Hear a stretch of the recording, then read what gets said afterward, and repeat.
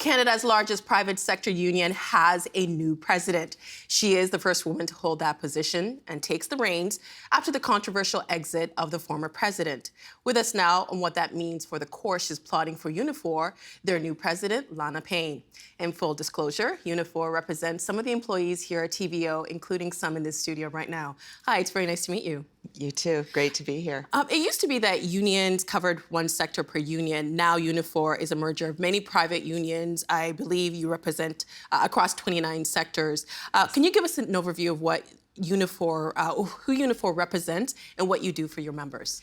We have about 315,000 members, mostly in the private sector, although we do have members in the healthcare sector in Ontario and Nova Scotia as well. But big sectors of the economy, energy, telecom, auto, manufacturing. If I miss any, they're going to be really upset with me.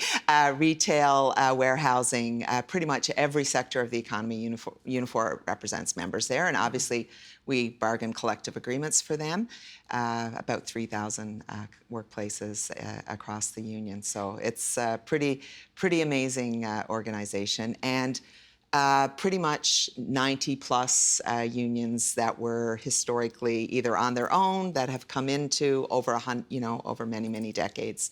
And yeah.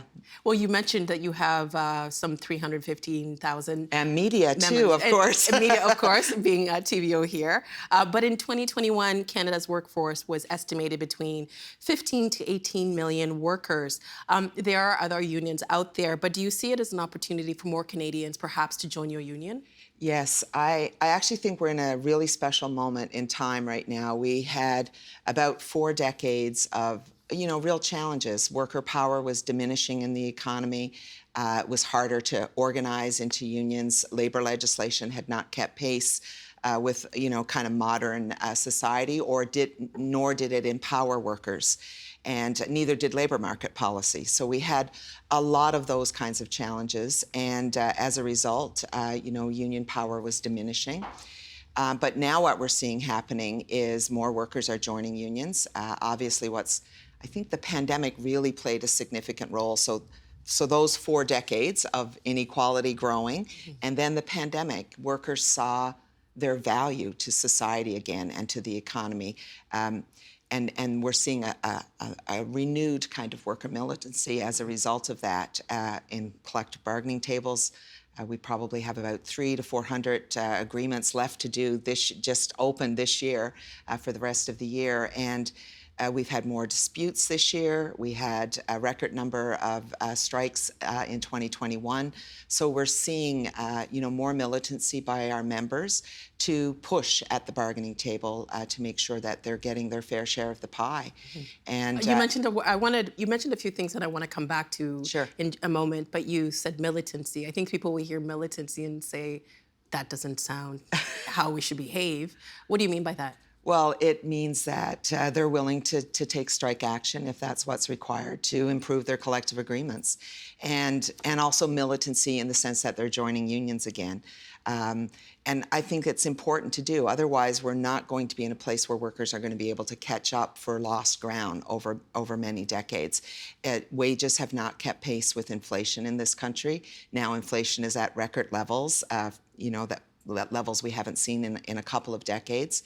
And as a result, workers' buying power, purchasing power is lessening. And I think, most people would agree that we have an affordability crisis in this country right now. I know people on your show have said this numerous times. Economists have been saying it. And I just know it from our members. And that feeling is spreading and spilling over into collective bargaining tables. We have to be able to make ends meet. Our paycheck doesn't go as far as it used to. Housing prices are extreme. And as a result, and yet at the same time, we're seeing corporate profits rise. In 2022, the first quarter of 2022 was the highest share of GDP that we've seen in corporate profits since they started, collecting this data by Statistics Canada. So it's an indication of, all of those things coming together and workers saying, okay, we we need to collectively build our power in order to get our share of the pie, or we're going to be permanently left behind here. Well, you mentioned inflation, and I think some of those companies, one of the explanation that they've given in raising their prices is because it's inflation. Today we have record low unemployment, but inflation is eroding workers' paychecks. How can union membership benefit an individual who has a job but is still struggling? Yeah, lots of things that we've been doing at the bargaining table to help newcomers, new workers, new people who are joining our union. In some cases, we're negotiating cost of living allowances so that if inflation rises, you get an extra bump in pay as a result of it. Obviously, improved working conditions coming out of the pandemic. Well, we're still feeling it in many ways. People are still getting sick from this virus. We're still, facing health and safety issues in workplaces. This comes up a lot, continues to come up a lot. And a union can help with that. It gives you an ability, to bargain with your employer, not just over things like wages and benefits and pensions, but how do you make your workplace safer? How do you improve mental health in your workplace? Having that collective voice in your workplace really makes a difference to the change that you can bring. And workers are seeing this. There is a dissatisfaction out there now with respect to, a sense that people are not necessarily feeling that they owe something to their employers anymore. And that's partly because of how people have been treated. Lisa LaFlamme, I mean, if you can do that to somebody of that stature, what's happening with regular workers out there? And more now workers are seeing unions as a path to be able to fix their place of work, but also their society, because unions just don't do good work with respect to changing and improving working conditions. We do a lot of work in our communities, and that's really, the idea behind Unifor and other unions, that we see ourselves as a social union, a modern union. It's not enough just to fix the conditions of work. We must also fix the conditions of the world. And that means, pushing governments to have better public services. It means making childcare more affordable.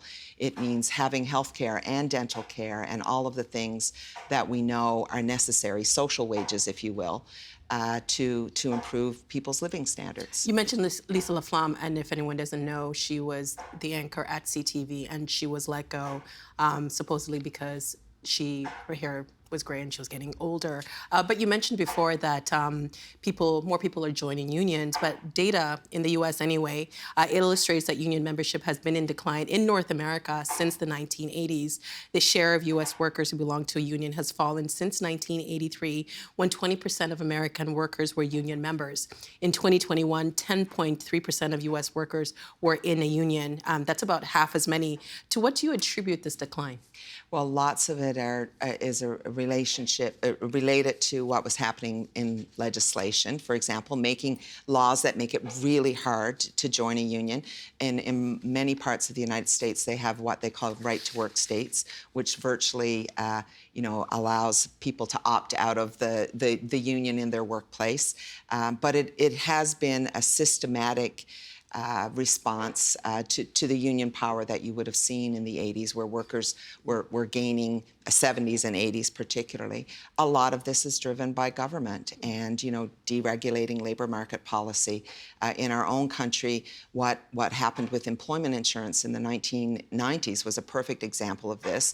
It really was, the changes were about punishing workers for being unemployed instead of saying, well, really, we need to be empowering workers to make sure that they can get their piece of the pie, not have to take any crappy job that's out there, but be able to be supported until they find a job that either meets their skills or also provide training so that they can upgrade. And I think, for a long time, the state and governments were not playing the role that they needed to play to give workers the kind of boost up that they needed. And now individually, but also collectively, workers are saying enough. And we are starting to see a resurgence.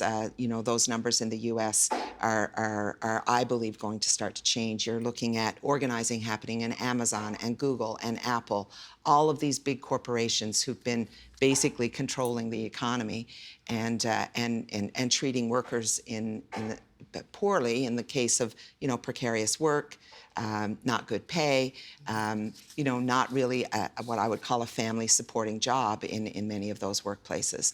And as a result, workers are finally saying, okay, we're going to try and do something about this. Even in places where organizing is extremely hard. If the Amazon example, I think, is inspiring to all of us, but we have our own examples of this in Canada. WestJet employees with Unifor, we've just signed a first collective agreement with them in Calgary and Vancouver, and a new group of WestJet employees have joined Unifor now in Toronto. So workers are looking for opportunities to be able to join unions and change the conditions of their lives. Do you think that, because you did say that the pandemic kind of shifted the relationship between employees and employers? We've heard of the Great Reset, people organizing at companies in the past that we never saw, Amazon, Starbucks. Do you think that this moment right now, because of what we've seen during the pandemic, is pushing that? I do. I think the pandemic became kind of the defining moment after that 40 years of kind of workers losing ground. And then all of a sudden the pandemic crystallized, yes, we are important. Workers are important to how the economy can function, to how our society functions. People were out banging pots for healthcare workers, and every single day there was a news story that said how important frontline workers were. And yet at the same time, employers were removing pandemic pay from people who were going to work every single day and potentially exposing themselves to a deadly virus. And all of those things, I think, have come together, including the economic moment we're in right now with high inflation and the need to be able to make sure that workers are improving their own living standards. So it's an important moment that we're in. I think unions have to, though, also recognize that we have to do the work to push forward, to be opening, to create space for all groups of workers, and not to be complacent in this moment. It's not good enough to kind of sit back and say we're happy with 14, 18% unionization in the private sector. It means we've got to do our work, and Unifor is committed to doing that. I just want to shift gears a little bit to talk about why you're in the seat, you as president. Just before you were elected, Unifor was in the news with some disparaging headlines. Yes. I'd like to read you a few examples. This is from CTV, April 5th of this year. The headline is, Toronto Police's Financial Crimes Unit to investigate former union head Jerry Dias. Another headline says, Unifor to release full investigation into former president Jerry Dias, and that's from the Toronto Star earlier this summer on July 3rd. And finally, from July 25th, 2022, the headline reads, desperate texts by Jerry Dias tried to stop investigation into wrongdoing, and that's from the Canadian HR Reporter. I'd like to ask you a couple questions regarding Mr. Dias, who you took over from. Where is the investigation of him at now? Well, in terms of the police, I'll leave them to speak to that. Is it a criminal matter? For us, well, I understand that they're investigating, but that's all I know about what they're doing. For the union, it was about making sure we were doing everything right. When we received the complaint, we went to an external investigator because I felt that was the important thing to do. The union couldn't investigate itself. I didn't think that would be appropriate. I was guided by what our Constitution would say in these matters. And, I think if we're going to be the union that we established ourselves to be in 2013, which is a transparent, accountable, democratic union, a modern social union, then you have to do those things. And I don't believe you could ever, not tell your membership about this crisis in our union and about what had occurred. I don't think you can build the kind of union you need if you're not being transparent with your members. Obviously, part of my campaign was about that if we want to be that union, we have to do certain things.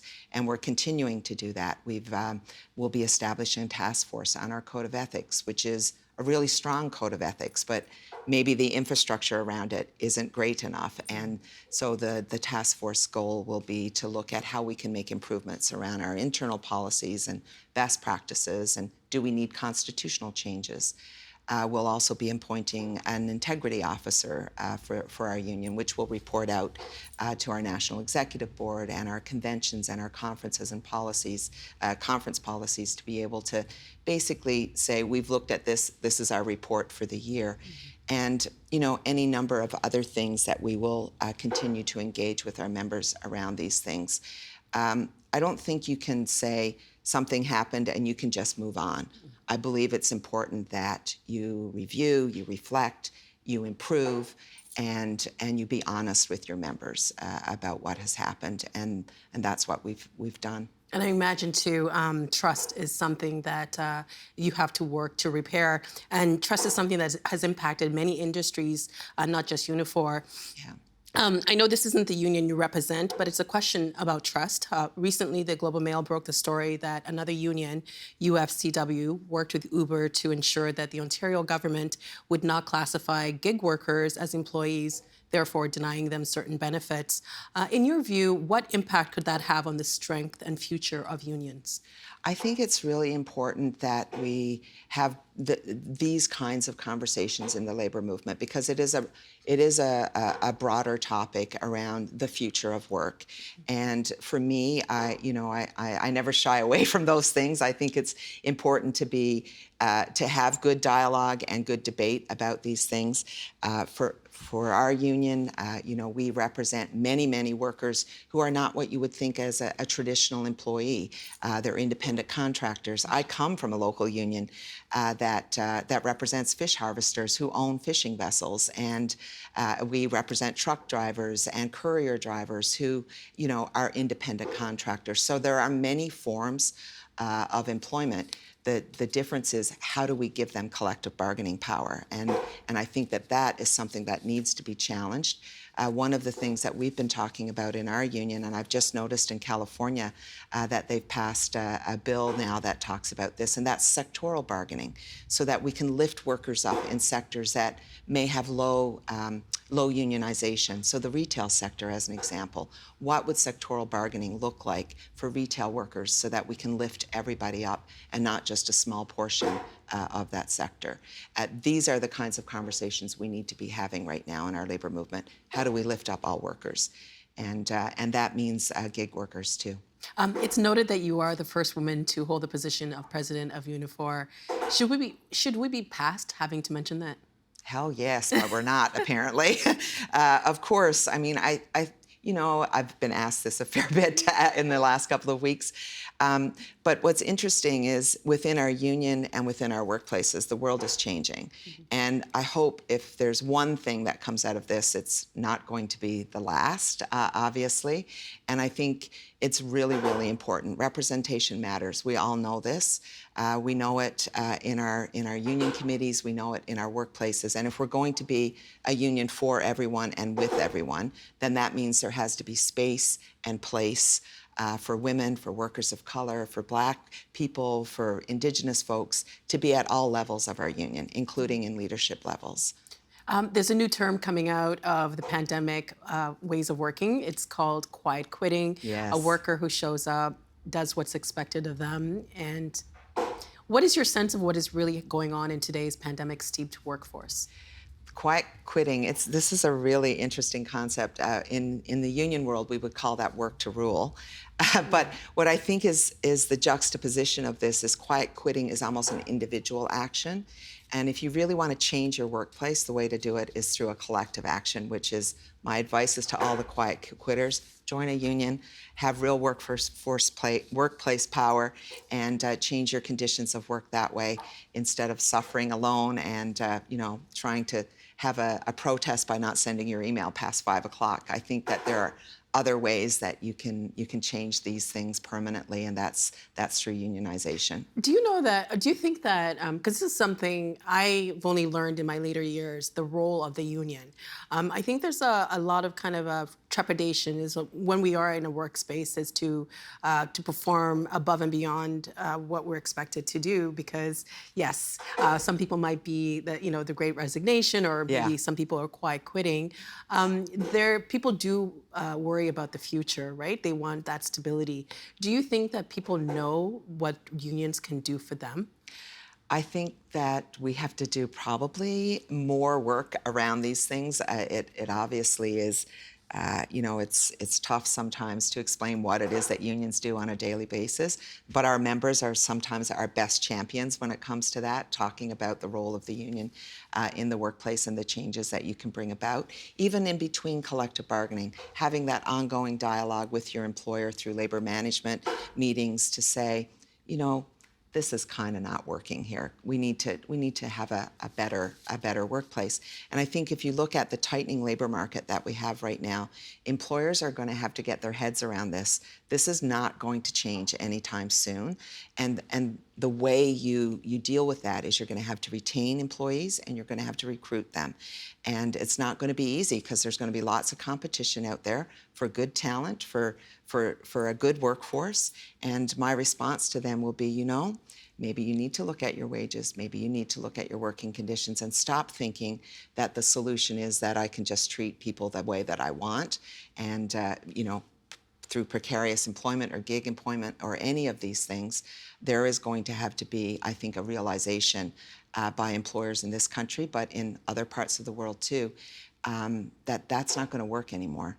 And I think that's the turning point we're in right now. Finally, we only have a minute or so left. Your Twitter handle says, "Believer, a better world is possible." How will you achieve that through your new job? Organize every single day with our members, and when you do that, you build worker power. Why is this work important to you? It's, I believe in unions. I believe in working people, and I believe in the collective. And it's what I've known for 30 years, and I think it's important that workers have a voice and are empowered to be able to have a piece of the pie, but also change the conditions of the world so it's better for them. And I believe in change. Lana, thank you so much for making time with us. I know you have a very busy schedule, and it was fun talking sneakers before we taped. Yes. Thanks very much. Thank you. The Agenda in the Summer with Nam Kiwanuka is made possible through generous philanthropic contributions from viewers like you. Thank you for supporting TVO's journalism.